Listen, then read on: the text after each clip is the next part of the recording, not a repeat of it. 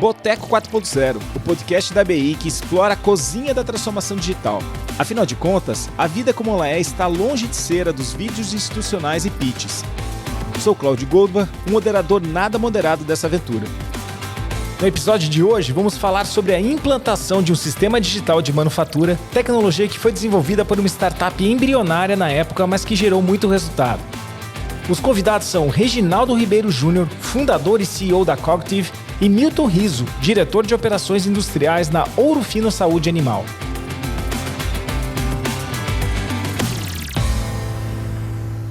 Galera, bem-vindos ao Boteco 4.0, 13º episódio. Tomara que dê sorte esse episódio. A gente está aqui com o Milton e com o Reginaldo. O Milton, ele está na direção de operação da Ouro Fino e ele começou lá em outubro de 2017. Perdão, em agosto de 2017. Milton, me diz aí, cara, por que você... como é que você caiu na Ouro Fino? Qual que era a tua missão quando te chamaram para você assumir essa cadeira? Que já, né, que não deve ser muito tranquilo você assumir a direção de uma produção no Brasil. Qual era teu grande desafio quando você foi chamado para ocupar essa posição? Bom, o grande desafio era realizar uma transformação digital dentro da companhia e de cultura, né? Então, os grandes desafios nossos aí era reimaginar a indústria farmacêutica veterinária aqui, né? Trazendo muita informação e automação para os processos. Esse foi o grande desafio do primeiro momento aí que nós tivemos aí para reimaginar essa indústria farmacêutica veterinária aqui. Mas, Milton, voltando um pouquinho, por que o cara vai usar a transformação digital? Qual era a dor do dono do negócio, dos donos do negócio que estimulariam a transformação digital da Ouro Fino? Nós tínhamos uma questão aqui de falta de indicadores, e aí era aquela visão míope, né? Eu não tenho indicador, preciso ter indicador. Colocar indicador todo mundo coloca, né? Mas qual a confiabilidade desses indicadores? Vamos partir para uma planilhinha em Excel, que todo mundo consegue ali colocar os dados. Qual que é a base? Qual que é a confiabilidade? E o nosso grande desafio foi já desde o começo trazer uma questão de confiabilidade de base para os processos. Como que nós captaríamos essas informações para que nós pudéssemos construir uma base e melhorar as tomadas de decisões? Porque as decisões aqui eram tomadas muito no achismo. E aí nós precisamos reverter isso daí e ser tomado com base técnica, né? Com base numa informação que gerasse uma confiabilidade para as tomadas de decisões, né? Esse foi o grande objetivo nosso aqui. Tá, e por que o pessoal que te chamou confiou em ti de tipo assim, cara, você sabe fazer isso, a gente confia que você consegue entregar isso, ou você passou um migué dizendo que você conseguiria fazer isso sem nunca ter feito isso? Onde é que está a base de você saber que conseguiria pelo menos encarar esse desafio na Ouro Fino?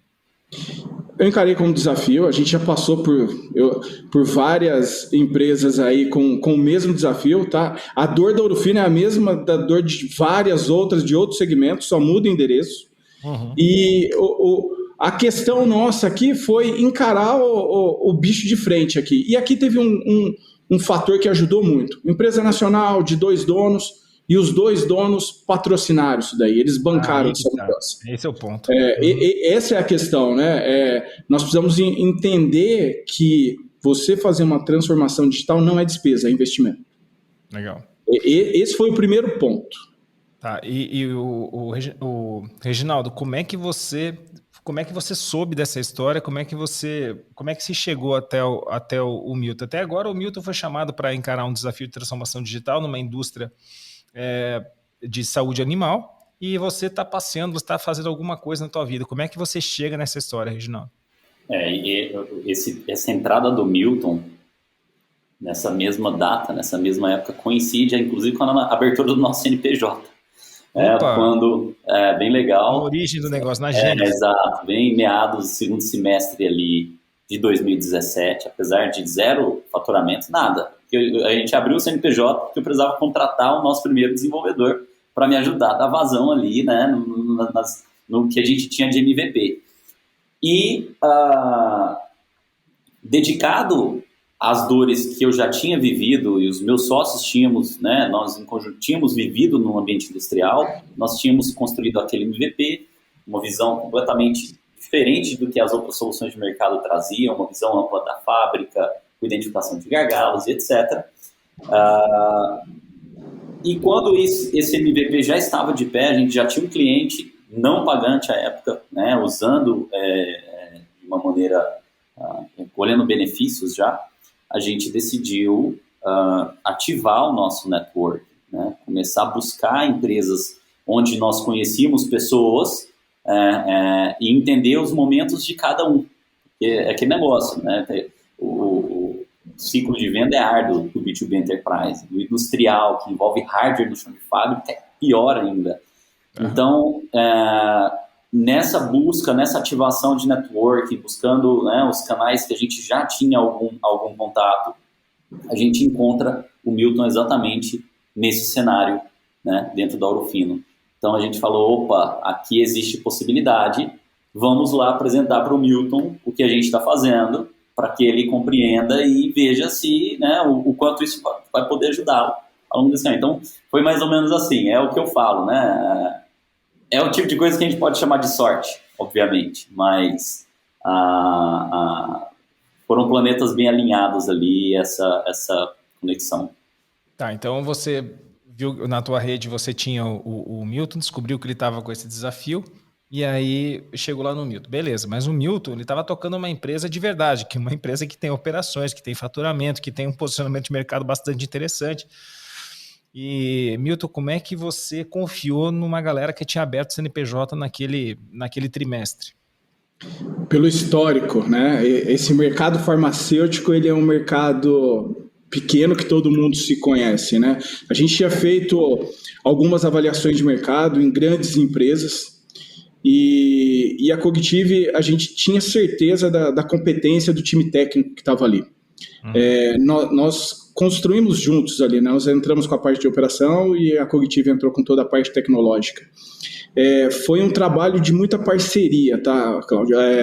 Eu acho que esse foi o grande desafio nosso, de acreditar no potencial, sabendo que a base técnica era muito boa, que era um produto que ele levaria um tempo para estar desenvolvido, mas nós tínhamos esse tempo para desenvolver e até mesmo para a gente realizar a mudança de cultura dentro da companhia. Então foi uma troca de experiência, onde a gente sabia que a gente ia errar, mas que a gente tinha a flexibilidade de corrigir rápido.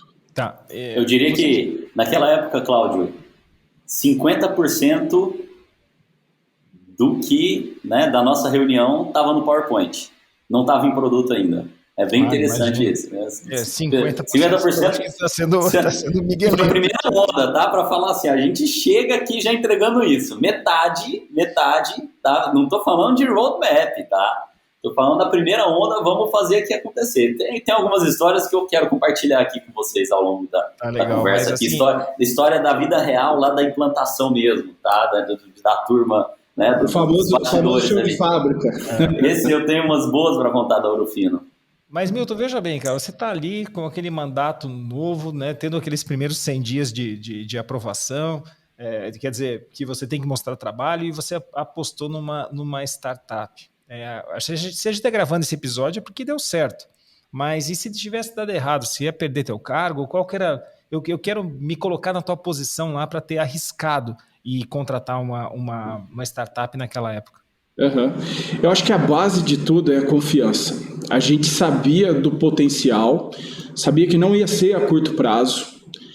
Todas as opções que a gente tinha olhado de mercado teria que realizar uma customização e aí não traria uma viabilidade.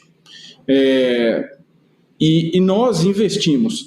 A gente sabia do potencial e era um case e virou um case, por isso que nós estamos aqui.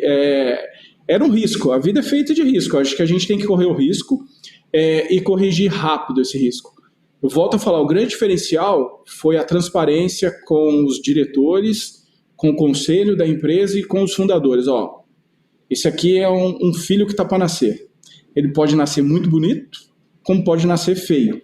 Vamos correr o risco e vamos crescer junto? Vamos. Se não der certo, volta e corrige rápido.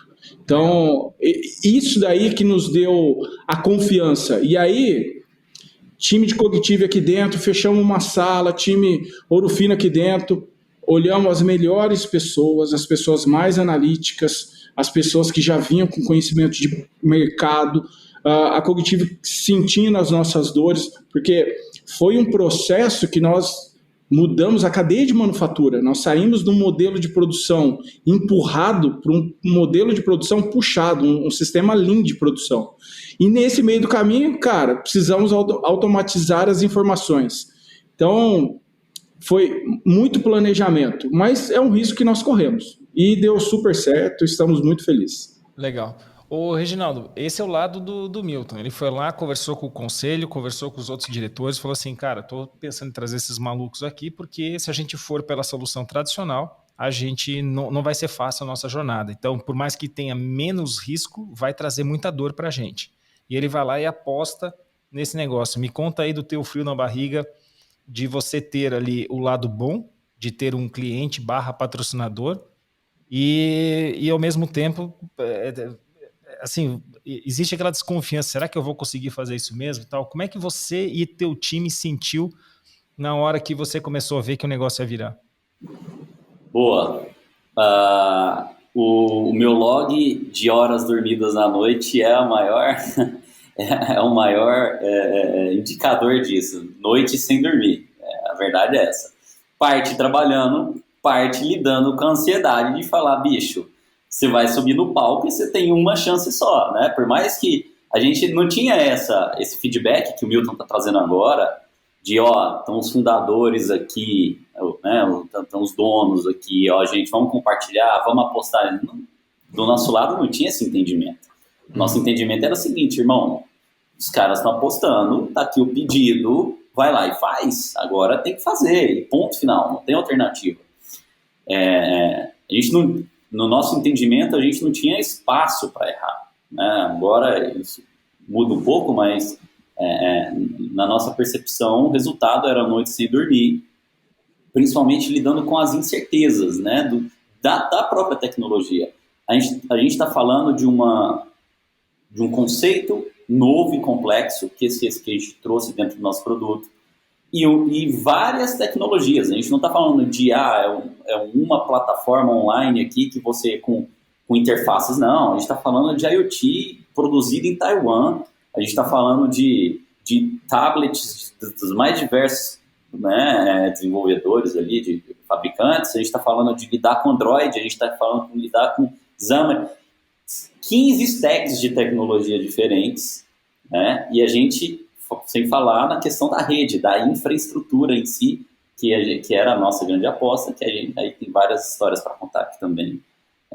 Que uma coisa é você fazer um negócio dentro do escritório. Dentro do escritório estava tudo funcionando, maravilhoso.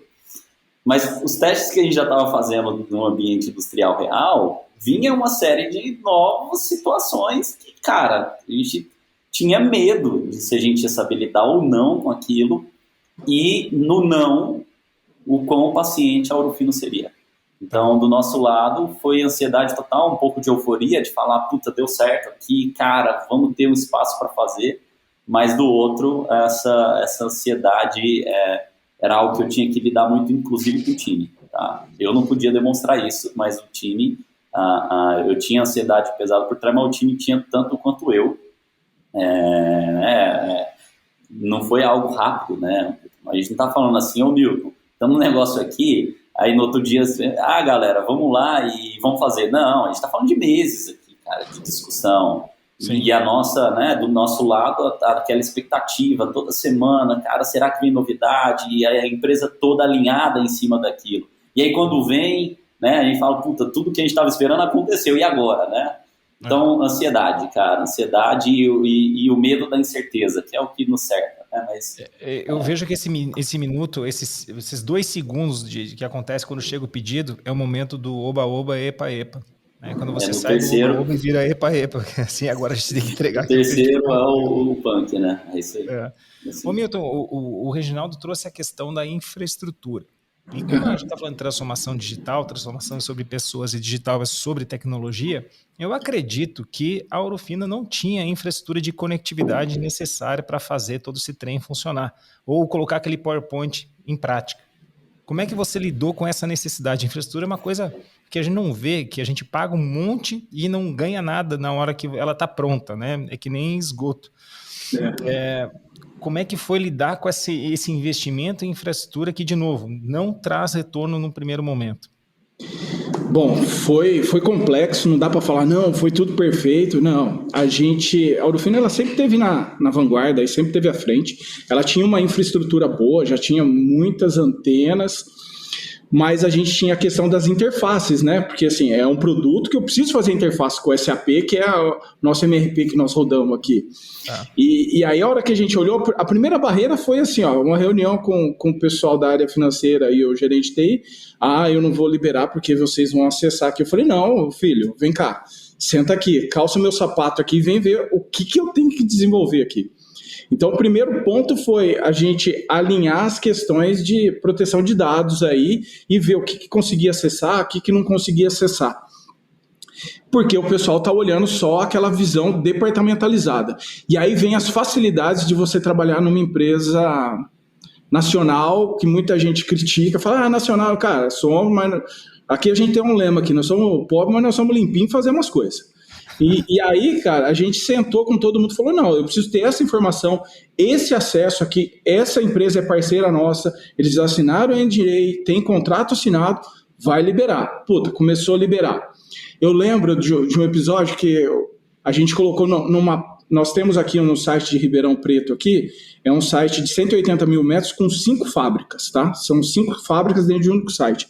E a fábrica mais afastada, a gente fez um evento aqui, ó, primeiro sinal chegou, vamos montar aquele negócio bacana. Pum, montou, ficou pensando. Aí vem o cara da TI. Não, é porque tem uma parede que faz sombra. Eu falei, rapaz, eu não quero saber de sombra, não. Eu quero o sinal chegando aqui. Nós passamos uns perrengues grandes de infraestrutura, de colocar antena. E aí vinha as piadinhas, né? Aqui tem mais antena do que qualquer transmissora. Tem mais antena que qualquer transmissora aí. Mas as coisas vão acontecer. E aí, a hora que você vê as informações chegando, o sinal chegando, você colhendo a informação, porque assim, ó, todo mundo olha assim, como foi e como está. E o caminho? Foram noites sem dormir, foram dias tensos, noites tensas, vim para cá 1h da manhã que travou o sistema, né? Então, assim, não é só eu tenho só uma ferramenta. Não, hoje toda a cadeia de manufatura, ela está em cima de uma plataforma. Eu tenho o Kanban da fábrica em cima dessa plataforma. Então, nós tivemos que adaptar, fazer um investimento alto, até pelo nosso porte aqui, e nós escalonamos esse investimento. Não dava para fazer o investimento em um único ano. E aí, em parceria com a Cognitive, nós começamos, olha, a área mais crítica, nós temos uma área aqui que representa 30% do faturamento da companhia. Vamos fazer essa área aqui. E aí, conforme as coisas foram melhorando, nós fomos trazendo mais resultados, nós começamos a investir. Para você ter ideia, nós estamos na 5ª onda. Esse ano aqui é a onda 5. Nós ainda... E aí, Reginaldo, precisamos correr com outro projeto lá, que você já está me devendo isso daí. Ó, chamada no podcast. Essa é a vida real, né? A vida real é o cara levando chamada no podcast. Vai lá.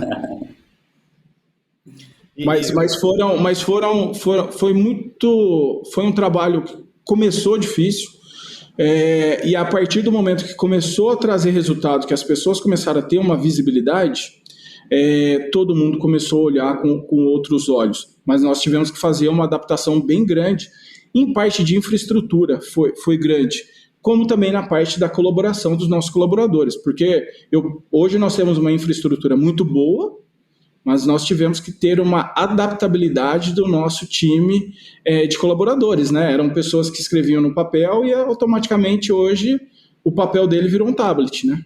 Legal, a gente vai chegar nas pessoas daqui a pouquinho. Reginaldo, eu queria que você me explicasse que milagre você fez para transformar um monte de tecnologias que você falou aí, stacks, né? Pilhas de tecnologia. Como é que você conseguiu chegar no ponto de virada e que ele falou assim, vamos apostar em você? Qual foi como que você comunicou essas tecnologias na época, tá? Eu sei que hoje você melhorou bastante o teu pitch, mas na época, como é que você conseguiu comunicar essas tecnologias de tal sorte que trouxessem, que fosse percebido o valor desse investimento em vocês? Legal. Até entrando já, para entrar nesse assunto, uma das primeiras tecnologias dessas 15 que eu falei é a integração com a RP, que nesse caso da Ourofino, o SAP. E é interessante, cara, que a gente fala 2017, 2018, tá aqui atrás, né? O que SMBs e startups e nós como usuários mais avançados de tecnologia conhecemos por APIs públicas, e a gente usa isso. Você integra o ChatGPT aí com uma API, você, pessoa física, sem empresa, sem nada. O que hoje pra gente é um negócio de comum conhecimento, nessa época, 2017, 2018, para enterprises, era um negócio assim, como assim, API pública, eu vou conectar meu RP aqui numa plataforma de API pública. O SaaS, ele não tinha chegado no enterprise pelo menos no Brasil, tá? Tô falando aqui a nível Brasil, não sei lá fora. Ele não tinha chegado ainda no enterprise como algo corriqueiro. Era, como assim, o servidor não vai estar aqui atrás de mim, o cara da TI, né? Uhum. Uma API pública para comunicar. Então, a discussão, o que seria JSON, vai ser um XML, o que vai ser, era novo para a TI, entende? Porque não era algo comum naquela época. Eu não estou falando de Ouro Fino, estou falando de todas as enterprises que a gente começou a ter contato ali. Não existia padrão de nada nesse sentido ainda. Tudo era muito novo para esse ambiente. Então, não vou chamar de obstáculo, mas um dos momentos que houve necessidade de muita discussão foi para conectar uma simples API pública, cara. Sim. É interessante, né? Coisa que hoje você faz no code total, né? Vai lá o negócio e pluga. Então, esse foi um ponto fundamental que houve, e aí respondendo sua pergunta, houve uma necessidade muito grande de transparência, de colaboração mesmo. A gente chegava e mostrava, né, para os responsáveis da TI, é assim que funciona, esse aqui são os protocolos de segurança, né, e a gente usa a base Microsoft de nuvem e todos os protocolos. Então, a gente precisava trazer segurança para o cara, e o cara precisava romper os paradigmas que eles tinham internamente para conseguir fazer isso. Então, foi muito na base da conversa, da transparência, de falar, olha, do nosso lado a gente tem essa necessidade, do lado de vocês têm essa política. Como nós vamos costurar isso? Legal. E aí, novas políticas foram sendo construídas ali. Mas ali você está falando de quando você está contornando as objeções, mas ainda eu estou querendo voltar um pouquinho antes no momento em que você apresenta o valor percebido. O valor percebido seria, vamos tirar os indicadores, porque eu não quero responder a pergunta, tá? Mas seria, nós vamos tirar os indicadores do papel, nós vamos trazer os indicadores em tempo real, nós vamos tirar o papel da fábrica. Onde é que você conseguiu vender a ideia para Ouro Fino? Na minha percepção, tá? O gancho, ele estava muito numa interface amigável para coleta de dados e tirar o papel. Eles usavam papel para coletar as informações, jogavam no Excel à época, né, Milton, se eu não me engano, mas um nível baixíssimo de confiabilidade, dado que você não tinha o detalhe do negócio. O operador, ele tinha que ficar anotando ali as coisas, então não confiabilidade no sentido de que ele colocou certo, mas a precisão daquela informação. Então, esse era um gancho, né, essa facilidade na coleta de dados e trazê-la para tempo real. E um segundo ponto que eu diria que foi fundamental está no nosso conceito de produto mesmo, que o Milton chamou de Kanban, que a gente chama de Flowview internamente, que é o Kanban de produção, que não são os equipamentos por si só que tocam o ritmo da fábrica, são os gargalos. Então, a identificação dos gargalos, né, o que você produz? Você não produz equipamentos, você produz produtos. No caso, né, medicamentos, defensivos agrícolas, etc., no caso da Ouro Fino. A observação do produto, ela vem em primeiro plano, para depois, você, conhecendo os gargalos, desce no gargalo e vai atuar no equipamento para ditar o ritmo da fábrica. Eu diria que essa nossa proposta de valor foi um dos grandes ganchos também. Principalmente nessa virada que o Milton trouxe de, cara, eu tenho que sair de uma produção empurrada em que eu tenho uma baixa assertividade, meu estoque fica flutuando, dando backorder e obsolescência em produtos opostos, para algo em que eu vou trazer fluidez para o chão de fábrica e estabilidade para o meu estoque. Sem visualização de como os produtos estão atravessando a fábrica, é impossível fazer isso. É impossível. Então, eu diria que o nosso gancho, tá? E aí sem falar de tecnologia, tá? Antes da tecnologia ficava no nosso background lá. Como produto, esse foi um grande gancho nosso. Então, uma interface amigável, a indústria está acostumada com interface, né? DOS. O que é o SAP? O SAP é o sistema mais robusto do mundo hoje, é o ERP mais robusto do mundo. Você faz um estudo de UX e UI da jornada de um usuário do SAP, aqui nas startups a gente costuma fazer isso como o que não deve ser aplicado. O usuário tem que decorar códigos, o usuário, né? O Milton, você provavelmente usa o SAP, você sabe como é que é a jornada. E a indústria muito acostumada com isso, a gente chegou com uma tela de um tablet em que a gente contava o número de toques que o cara tinha que dar na tela para ser o mínimo possível. Então, eu acho que isso chamou muito a atenção, essa abordagem moderna, essa abordagem de, cara, a gente está olhando aqui para todos os níveis de usuário, essa energia que a gente trouxe na nossa percepção, eu acho que contou muito, tá? Lá pro Milton, porque a gente não era que, vai alguém aqui, abre um folder na sua frente e vai falar das funcionalidades que o produto tem. E a gente, os fundadores junto, e a nossa equipe, cara, puta, Milton, o que você fez hoje, cara? O que foi difícil na tua vida aqui hoje? O que faltou de informação para você decidir? E aí falava tal coisa, e aí na semana seguinte tava o negócio lá na interface, né? Então, eu diria que do pré-fechamento com a gente e os primeiros meses, a gente viveu muito isso. E eu acho que isso realmente faz parte dessa construção de relacionamento que a gente tem. O Milton, você diria que o Reginaldo acertou o ponto que olhar para produto ao invés de olhar para equipamento foi o que chamou a atenção da proposta de valor da Cognitive na ocasião? Foi um dos, né? Eu acho que estava muito alinhado com o que a gente estava procurando de mercado. E aí eu vou falar assim, todo mundo fala, eu tenho meu OEE que mede a eficiência do meu equipamento global. Beleza.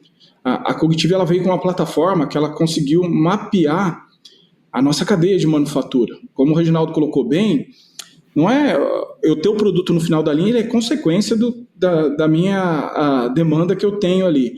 E a partir do momento que a gente viu, por mais que a gente viu na época que estava ali no PowerPoint, que era no papel, mas era a dor que todo mundo tinha, né? Aquela visão míope de, putz, eu estou olhando aqui para uma linha. Não, você tem que olhar para a cadeia como um todo. Vou dar um exemplo aqui. Nosso portfólio aqui é em torno de 400 produtos e 90% desses produtos passam em 6 linhas. Então, eu tenho a restrição. Então, é como mapear essa restrição aí, né? Isso foi fundamental para nós sermos estratégicos, né? E aí, juntos, nós construímos a estratégia e os times, e aí que nós começamos a delegar qual era as ações estratégicas para que a gente conseguisse alcançar o grande objetivo aí, que era ter as informações para tomadas de decisões. E aí nós conseguimos, em parceria, corrigir todos esses fatos, entendeu? E isso foi um fator crucial para nós. Legal. Ô, Reginaldo, e me fala do lado da Cognitive, quando você começou com esse negócio, vamos lá, esse time, que era um time pequeno na época e tal, ele não estava acostumado com essas entregas industriais, por mais que você tivesse esse background e tal. Como é que, me conta curiosidades, dores desse momento em que vocês recebem um pedido, e mais do que um pedido, uma responsabilidade de contribuir com a transformação digital da Ourofino. Me conta qual foi a experiência que você teve, porque o meu objetivo com essa pergunta é incentivar, é mostrar para aquele cara que está começando com uma Inditec, uma startup hoje, tá, que aquela dor que ele está sentindo é uma dor que outros empreendedores também sentem, que ele não é diferente. Tá? Então, como foi a sensação que vocês tiveram lá naqueles primeiros momentos? Conta casos reais da galera que em 2018 pegando esse pedido e colocando na prática tudo isso. Eu sei que você não dormiu muito, mas e a galera, como é que aguentou o tranco? Legal. Eu vou misturar então, respondendo essa pergunta, eu vou misturar 2 elementos interessantes. O primeiro é como produto. E o segundo vai ser como implantação mesmo, uma tecnologia indo para o chão de fábrica lá acontecer. Primeiro como produto. Interessantíssimo. Por quê? Por mais que nós tivéssemos um background profundo em manufatura, né? O Ricardo Borgatti, que é um dos nossos sócios, é considerado por muitos como papa da manufatura hoje no Brasil. Imagina o que esse cara tem de profundidade. Muita coisa que a gente desenvolveu, vou chamar de in vitro, as nossas ideias, vamos sentar aqui, vamos fazer um backlog, controle estatístico de processo, né, para o OE, uma série de detalhes ali que a gente falava, olhava e falava, cara, isso aqui é fantástico, isso é legal pra caralho. A hora que a gente chegou na prática e começou a alinhar as funcionalidades que a gente tinha com as dores que o Milton / equipe viviam no dia a dia, a gente, eu descobri que realmente, né, é na prática que você descobre o negócio. Há um risco muito grande de você se distrair com coisas legais. A gente tinha funcionalidades que eram fantásticas, a gente olhava, cara, vamos fazer isso aqui, isso vai, puta, imagina o cara, ele vai ver um negócio que ele nunca viu antes, né? Parte das nossas funcionalidades. Por sorte, isso aconteceu com 30% do nosso backlog e das funcionalidades que a gente tinha.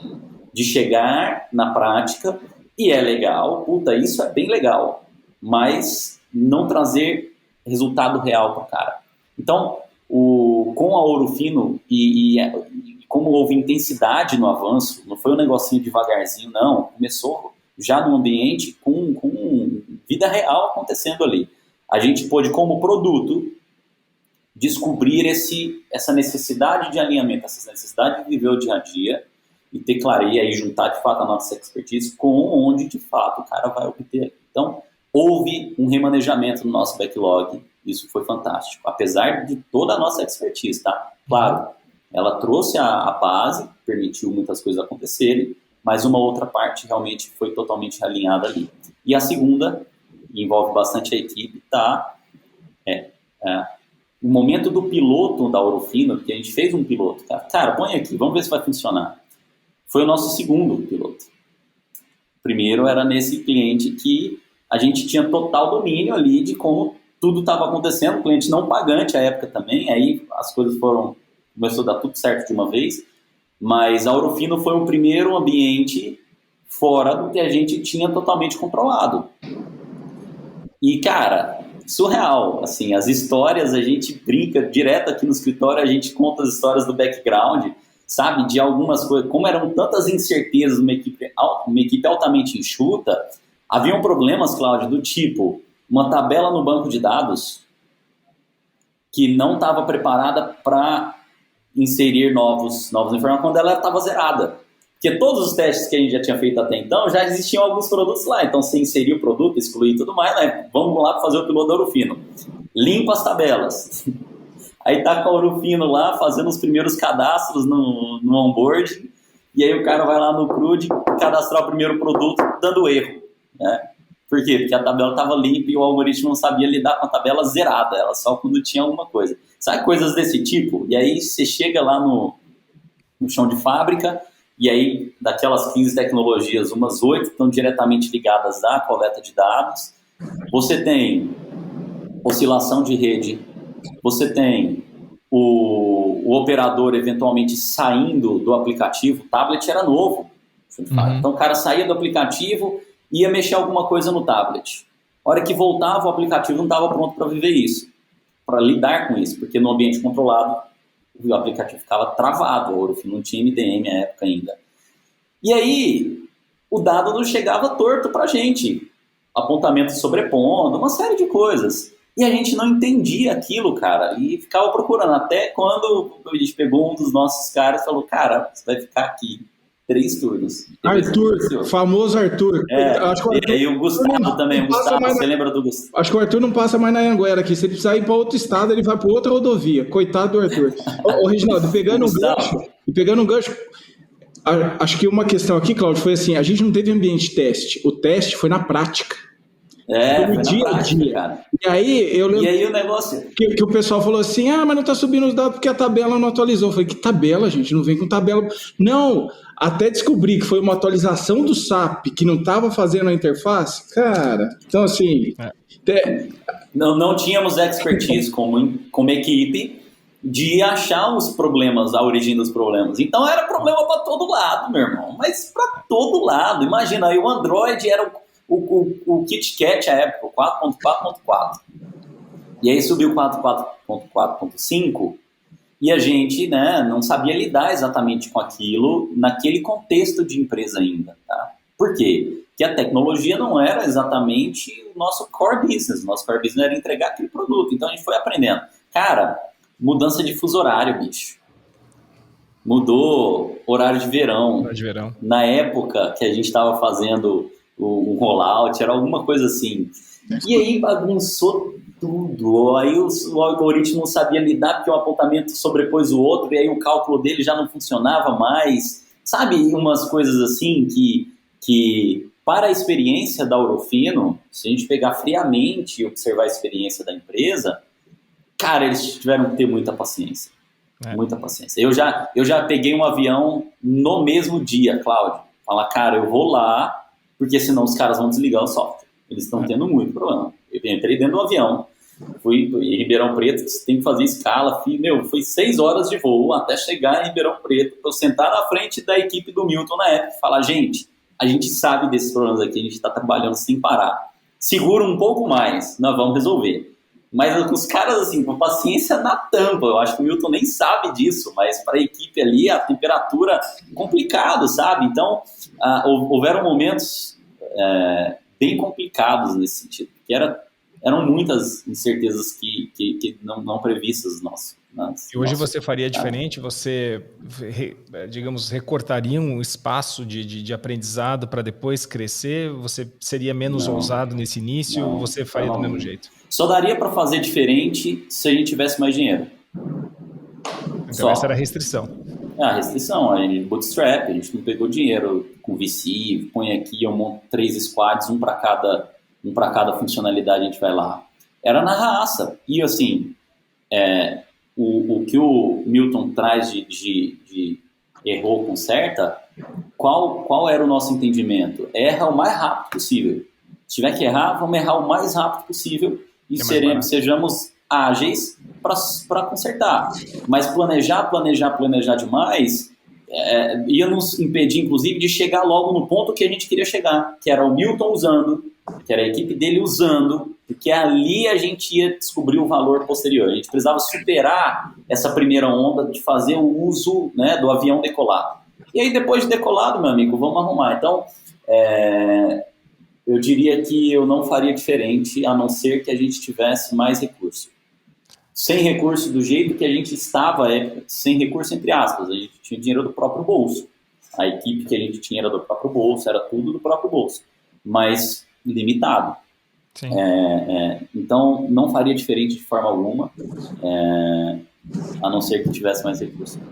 Tá. Ô Milton, e a gente conheceu alguns personagens aí já mencionados, do lado da Cognitive e do lado da Ourofino. Quem que segurou o rojão? Quem que bancou o negócio? Ou quem era o vilão da história? Me conta alguma... Não precisa dar o nome do cara, mas conta alguns personagens e tal, porque eu acho que essa questão da humanização é o que falta de conteúdo pra gente. Claro. Que é assim, puxa, o cara tem uma objeção, o cara tem um medo, o cara tem um receio, o cara tem muita vontade.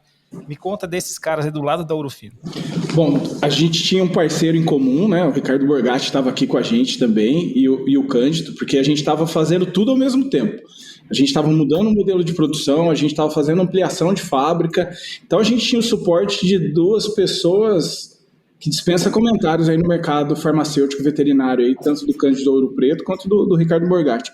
Dentro da Ourofino, tinha o meu gerente de fábrica aqui, o Marcos Carella. Então, a hora que o Reginaldo fala aí, eu sabia que era ele, eu descia para a fábrica.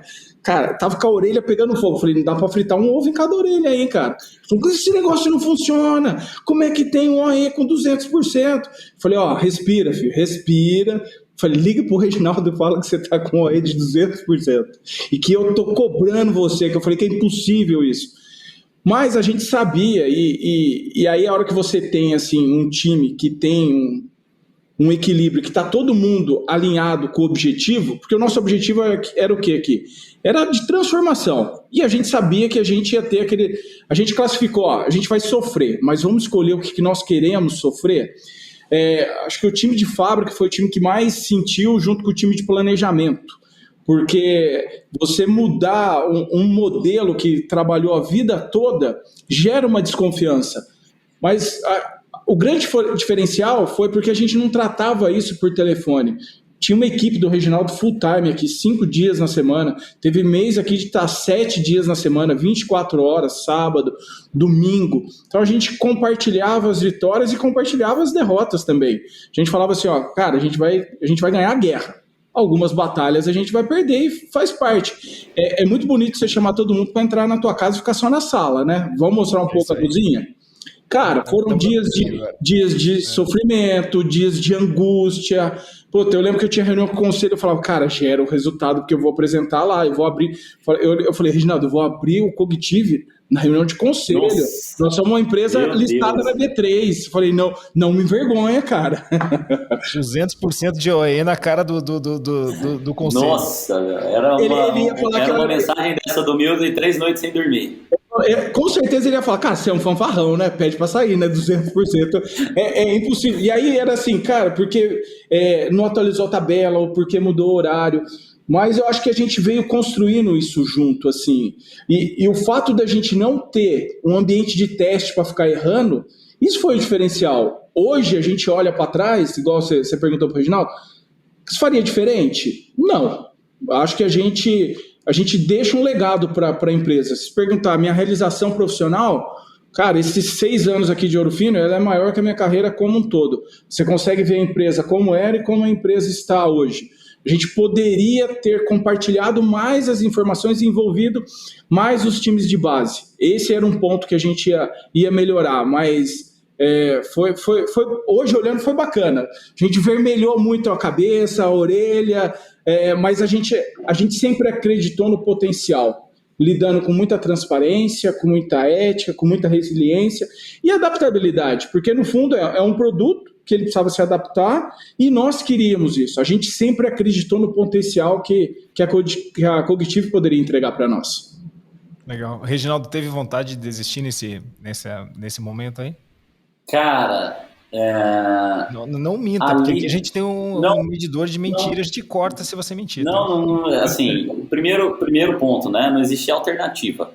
A alternativa ia ser eu chutar o balde e vender miçanga na praia. Eu brinco com os meninos, falar, desisto dessa vida aqui, não dá. Ali, eu não tive nenhuma vontade de desistir por uma razão simples. Eu estava fazendo o que eu mais gostava de fazer, o novo, o que impactava. E as dores que a gente estava tendo, elas estavam completamente ligadas às nossas competências técnicas. Eu vim de um mundo corporativo em que habilidades políticas tinham um peso muito grande frente a habilidades técnicas. E eu, como engenheiro de formação, sempre dei muito valor à habilidade técnica pura. Então, os problemas que a gente estava enfrentando não tinham natureza política, não tinham, sabe, era 100% na nossa mão. Então, era difícil, mas a gente tinha certeza que era só a nossa competência. Então, aquilo não dava vontade, porque se eu desistisse daquilo, eu tinha que desistir da própria vida, né? Me considerar incompetente, não sou capaz de fazer isso e ponto final. Então, a resposta rápida, não. E aí o empreendedor, ele tem muito isso, né? Assim, talvez se eu soubesse os problemas que eu ia passar nos próximos anos, talvez seria mais difícil ainda, né? Falar, cara, eu tô passando isso agora e ainda tem isso para vir, isso para vir, isso para vir.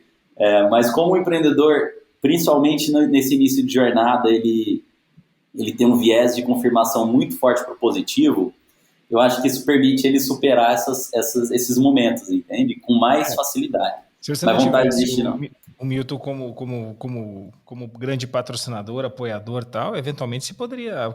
A história não seria essa, não estaria gravando esse episódio. Não estaria gravando esse episódio, estaríamos muito aquém de onde a gente está hoje. Talvez nem vivos.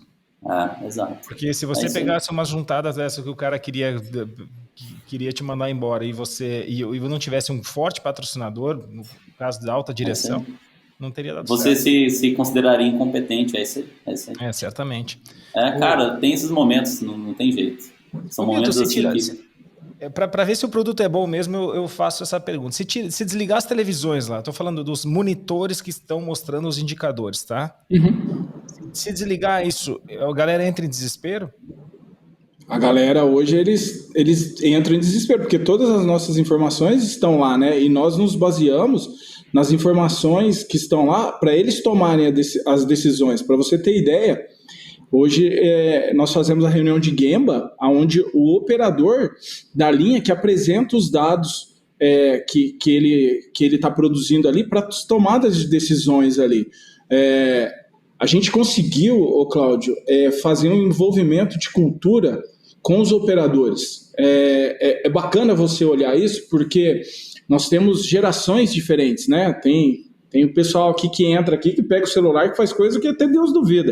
Mas eu tenho operador aqui que está há 33 anos aqui dentro da companhia.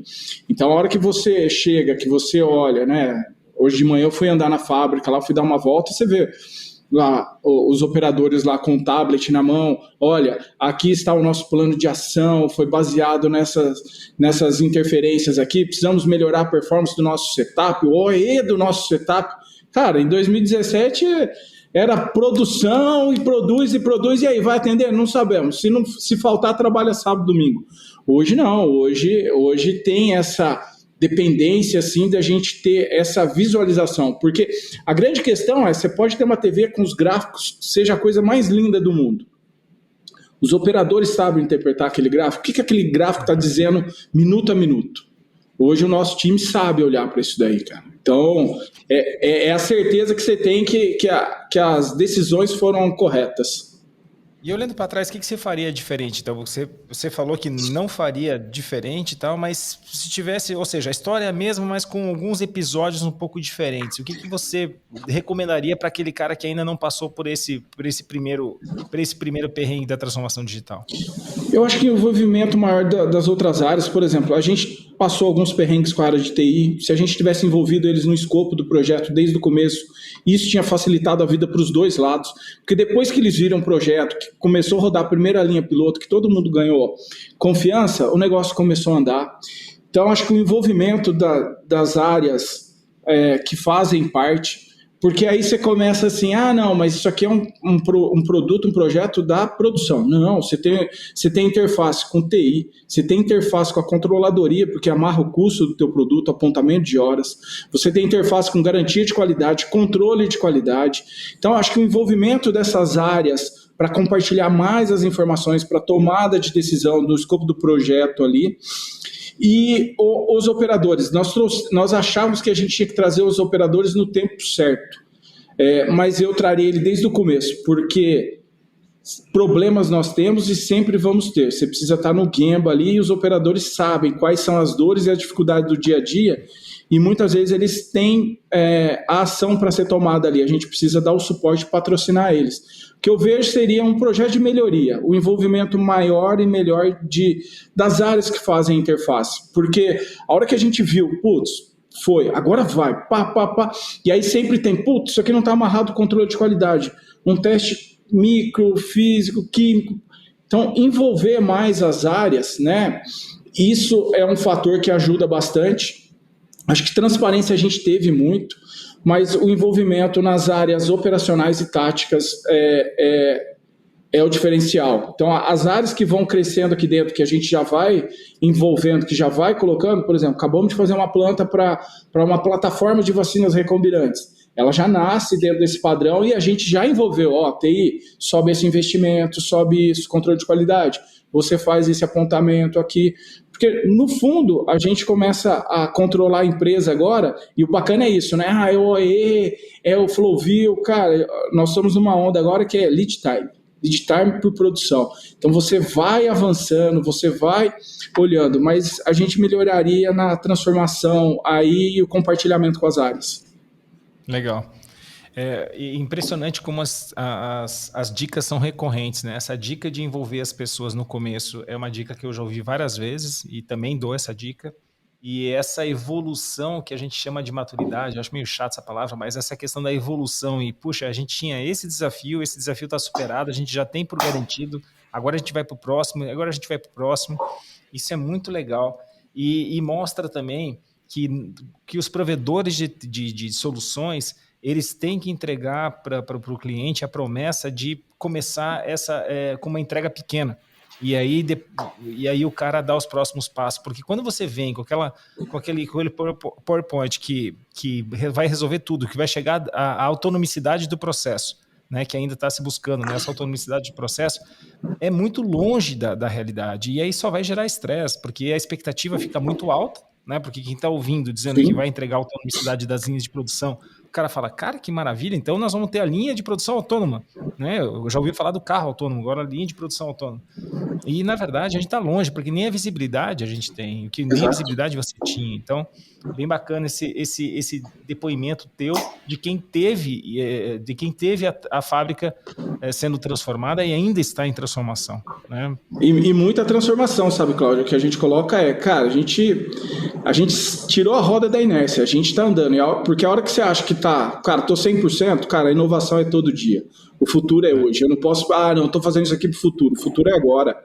E um ponto que a gente traz muito aqui para o pessoal é pensar sempre na transformação digital. E porque sempre vem aquela questão, eu vou olhar para uma ferramenta. A sacada da Cognitive, que eu vejo olhando, e aí isso a gente construiu junto, foi que a Cognitive ela viveu a experiência de um cliente. Viver a experiência do cliente no dia a dia faz toda a diferença. Porque você não vem com uma ferramenta, né? A Cognitive ela é uma plataforma. Então a gente superou a questão de eficiência, a gente superou a questão do Flowview, que era o Kanban, a gente faz as melhorias. Hoje a gente já olha para a questão de lead time e a gente olha para outra ferramenta que é você fazer um mapeamento da capacidade produtiva da tua fábrica. Eu, como diretor, como executivo, eu não estou preocupado com a eficiência já está lá no operador. A Cognitive ela nos ajudou a fazer uma evolução do que são temas e indicadores operacionais, táticos e estratégicos. A minha função exige que eu seja muito estratégico. Quando eu entro no tático, é porque o tático saiu fora ou o operacional saiu fora. Então, como estratégico, eu tenho que estar olhando para como eu vou estar com a minha capacidade produtiva para os próximos 2, 3, 4, 5 anos. Eu trabalho agora com base na ferramenta Cognitive com lançamentos de produtos. E isso foi o diferencial para a gente. Foi fácil? Não, foi árduo, foi muito difícil, muito trabalhoso, muita dedicação, muita resiliência, muito nervoso. A galera que pita o cigarrinho aí, muito cigarrinho pitado lá da bandeira ali, muito café. Eu falei, cara, eu vou abrir uma fábrica de café aqui, porque o que nós estamos bebendo de café tá indo que nem água, né? Mas a hora que você olha, né? A hora que a gente olha nessa trajetória aí de 4, 5 anos aí, cara, vivemos a experiência do cliente pelo lado da Cognitive e nós conseguimos viver a experiência do nosso parceiro também, né? Acho que a troca tem que ser muito bacana. Não adianta a Cognitive chegar aqui e falar assim, cara, eu tenho a 7ª maravilha do mundo, é a varinha mágica. Putz, será? Vamos um passinho por vez? Vamos tratar a eficiência? Vamos tratar a restrição? Vamos tratar o mapeamento? Para onde que nós vamos agora? Então, isso é o diferencial, é viver a experiência do cliente. E o pós-venda disso, né? A gente tem um relacionamento full. Então, assim, coisas que vêm na nossa cabeça e fala, cara, pensa nisso daqui, que isso aqui faz um diferencial para a indústria. O Reginaldo tem equipe lá que está pensando nisso daí. E a troca é verdadeira. Vamos lançar isso daqui, faz um teste aí, vê o que vai dar. Joga na mão dos operadores. Isso é bacana, é você construir junto. Legal, porque eu estou ouvindo, o Reginaldo tem um slogan, que pelo menos ele falou muito esse slogan num pitch dele na Alemanha, que ele fala que a gente nunca perdeu um cliente, que os clientes nos amam, né? E aí você está falando na prática, sim, a gente ama a Cognitive porque eles se envolvem com a gente, eles resolvem os nossos problemas. Então, Parabéns, Reginaldo, porque você Valeu. me mostrou na prática que o cliente ama você, então a empresa, né? Então, Agradeço parabéns. você e o Milton. Não, a gente constrói junto, né? A gente converteu, porque aquela turma que eu te falei que eu tive que pegar o avião e ir lá poupando o cliente, os caras me odiavam. Hoje o nosso relacionamento é fantástico, a ponto de eles contarem com a gente para qualquer coisa. Eles mandam aqui e eles, pode perguntar para qualquer um ali dentro. Inclusive o nosso NPS, que é medido, é fantástico dentro da própria Ouro Fino. Então, realmente, o que a gente tem mais é agradecer a paciência que eles tiveram e a aposta, né? Mas eu posso afirmar categoricamente que eles colhem bons frutos hoje. Não, a gente colhe e assim, deixo o convite aberto a todos aí, quem quiser vir aqui, viver a prática aqui, o nosso dia a dia aqui, a gente constrói junto. Esse é o nosso lema aqui. Ó, galera, que legal. Então, quem está ouvindo o podcast pode pedir para conhecer a fábrica da Ouro Fino. E então, né, está gravado, está no Spotify. E quem quiser visitar a fábrica da Ouro Fino, fique à vontade. Reginaldo, o que você faria diferente, cara? Porque a história é bem legal. A gente chegou aqui quase no fim, ou seja, no status quo, é como está hoje. Mas o que você faria diferente olhando para trás e revivendo todos esses momentos aí nesse bate-papo? Eu vou pegar o gancho do in vitro que eu falei. Eu teria empenhado menos tempo no in vitro e ido mais pro in vivo mesmo, sabe? Assim, o idealismo como conceito, ele é a nossa base hoje e nos trouxe até aqui. Mas no detalhe do detalhe, em microfuncionalidades, algumas coisas que mais distraem do que geram valor. Então, o que eu teria feito diferente naquela época seria ter gasto menos tempo nessas ideias que parecem legais, mas que não geram valor de fato. Descobrir o mais rápido possível se elas gerariam valor ou não. O conceito do MVP real. Tá? Eu adoro usar o exemplo lá do Thales Gomes, de quando ele fez a EasyTaxi. Antes de desenvolver o app, ele fez uma página que parecia que era um app, e parecia que era automatizado, mas na verdade era a turma do background ligando para o táxi lá, para quem conhece, sabe, quem não conhece vai atrás, é fantástico. Aquele conceito de MVP eu teria aplicado nos nossos early days. É menos inspiração e mais transpiração, então. É isso aí. Tá. É isso aí. Antes de construir, deixar tudo bonito, algo que você acha interessante, tenta fazer o mínimo possível daquilo e ir lá testar se o cara de fato vai usar, se de fato vai agregar valor na vida dele. Isso teria me antecipado muito tempo, cara. Tá. Eu teria agregado muito mais valor. Legal. Reginaldo, e contribui com a gente aí, cara. Se alguém quiser saber o que você consome, o que você diria de dica aí para o nosso ouvinte que assim, cara, eu acho um negócio legal aqui você ouvir e tal. Compartilha o que te inspira, o que te inspirou. Pode ser um artigo, pode ser uma música, pode ser um texto, pode ser um podcast, qualquer coisa. Tá, não, legal. Quando a gente, dentro desse fórum que a gente está aqui agora, e falando de indústria principalmente, eu tenho um livro fantástico para indicar, eu vou explicar o porquê. Mas antes de falar, o que eu consumo hoje está muito relacionado ao comportamento humano mesmo, né? Desde filosofia a relações humanas, que para mim, né, eu como um engenheirão daqueles que só funciona o lado racional do cérebro, apesar de ter uma equipe, hoje eu brinco, a equipe que eu tenho, ela foi muito mais inspirada talvez pelas minhas execuções do que pelas minhas palavras. Mas eu preciso mudar um pouco isso, eu digo, né? Aprimorar é uma parte que eu tenho que aprimorar. A gente conviveu, né, Cláudio, um período ali na Alemanha recentemente, um programa fantástico, mas que houve muita interação, houve muito improviso, e então é algo que hoje eu tenho consumido bastante e olhado muito para a vida de empreendedores, os que deram certo e os que deram errado. Tenho aprendido muito com empreendedores que deram errado, né? E os motivos os quais o fizeram dar errado. Digo que eu tenho aprendido mais com eles do que com os que deram certo. Mas eu vou deixar aqui um livro que eu vou dar um gancho legal porque dele. O livro se chama A Meta, de Netanyahu Goldratt, clássico, padrão, focado em indústria, no conceito industrial, no conceito, o que importa realmente quando você vai olhar para a indústria do ponto de vista negócio. O livro é clássico, já tem um filme, dá para você colocar no YouTube, eu acho que ele já é domínio público.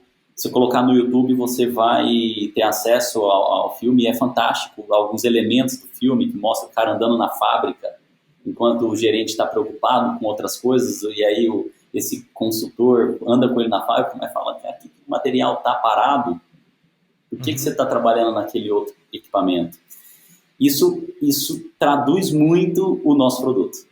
O porquê esse produto nasceu e com qual objetivo. E por que eu coloco esse livro? Nesse momento em que fala-se muito de inteligência artificial, eu poderia trazer aqui várias outras coisas voltadas à tecnologia. Somos uma empresa de tecnologia. Mas eu trago esse livro. Por quê? Principalmente para empreendedores que estão vindo agora e empresas que querem investir nessa área de transformação digital. Não esqueçam dos conceitos. A tecnologia é legal, a tecnologia é interessante, você vê coisa nova, a gente tende a falar, cara, olha isso aqui, vamos investir. Não caiam na armadilha de investir na tecnologia pela tecnologia, seja investir tempo, seja investir energia, recursos, qualquer coisa. Não esqueçam do conceito. Às vezes, o conceito, o feijãozinho com arroz, é muito mais importante do que uma tecnologia super evoluída. Começa no básico. Não vai, a gente até discutiu sobre a indústria 5.0 e a razão da indústria 5.0, mas como algumas pessoas já estão querendo dar um salto, enquanto não está fazendo o básico aqui, então, uma startup, ela é no máximo 50% tecnologia. Outra metade é o conceito que ela está inovando e como ela está levando isso, o modelo de negócio que ela está levando ao seu cliente. Então, a provocação é essa para quem está nessa área industrial, que não leu esse livro, é básico. Leiam e depois comecem a entender, né, para qual caminho seguir em termos de melhoria. Excelente dica. Na BI a gente fala que é 33% tecnologia, 33% pessoas e 34% negócios. Ou seja, legal, se você não tiver um desses caras, o negócio não fica de pé. Sim. Milton, compartilha com a gente aí alguma lição, o que você consome, o que você pode dar de dicas para o nosso ouvinte. Eu vou muito na linha que vocês estavam aí. Eu acho que a base sempre vai ser pessoas. Então a gente tem que ter um equilíbrio com os times de pessoas, e aí olhar muito para o lado do desenvolvimento dos times, investir na capacitação operacional com base em trilhas de carreiras, né, que isso é fundamental, né, a gente está alinhado. E eu tenho 2 livros que eles mudaram o meu mindset. O primeiro é Transformação Digital, Repensando Seu Negócio na Era Digital, do David Rogers. É um livro fantástico, que ele abre a tua cabeça para transformação digital, era digital, isso aí são plataformas. Não, é no dia a dia, ele é focado. E um livro que esse aqui é a minha bíblia de cabeceira, assim, foi Empresas Feitas para Vencer, do Jim Collins. Esse é fantástico. São casos reais, na prática, por gestores, que ele fez uma entrevista com vários ali, que traz muito ali, né, o como obter a excelência e o como você compartilhar essas informações. Então, são 2 livros aí. E eu sigo muito o Ricardo Borgatti na BB Consult ali, com os artigos que ele tem ali, que é o papo aí do Lean Manufacturing na indústria farmacêutica. Legal. Cara, foi um prazer estar com vocês, Reginaldo e Milton. E galera, até o 14º episódio do Boteco 4.0. Valeu, abraço. Obrigado, abraço, até mais. Obrigado, abraço. Tchau, tchau. Você acompanhou o Boteco 4.0, uma produção da BI e Eucotea Filmes. Fique de olho nas nossas redes sociais e não perca nenhum episódio.